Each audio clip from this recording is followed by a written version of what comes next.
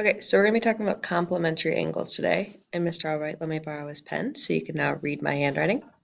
So complementary angles, if you remember, are two angles that add up to 90 degrees. So the two angles are forming this right angle right here. So this whole thing right here should be, so I was looking at this, let me get the highlighter out. This whole thing right here is 90 degrees.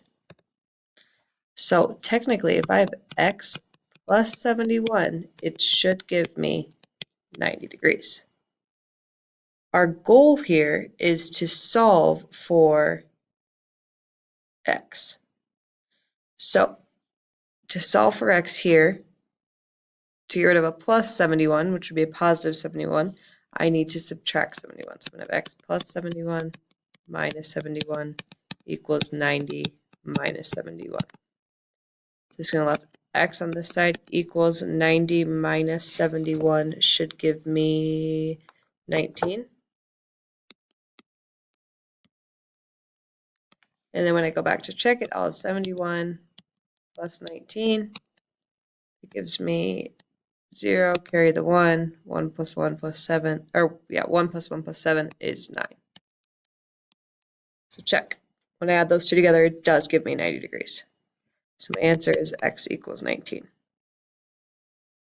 So I'm looking over at this next one. Both of these should form 90 degrees, so I'm going to have, let's draw a line, x plus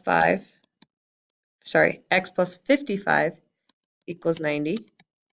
And then I'm going to have x plus 55 minus 55 should give me 90 minus 55. On this left side, all I'm going to have left is x equals, and when I do 90 minus 55, it should give me 35. When I go to check it, if I do 35 plus 55, 5 plus 5 is 10, so 0 carry the 1, 3 plus 1 is 4, 4 plus 5 is 9. Check mark, we got it right. All right, this next one's, you notice these ones look a little bit more complicated because they don't just have a single x and then just a number. It actually has like this x plus 29 or this x plus 20. So here we'd have x plus 29 plus 51 equals 90. Well, first let's combine like terms. Let's combine these two together. So I'm going to have x plus 80 equals 90.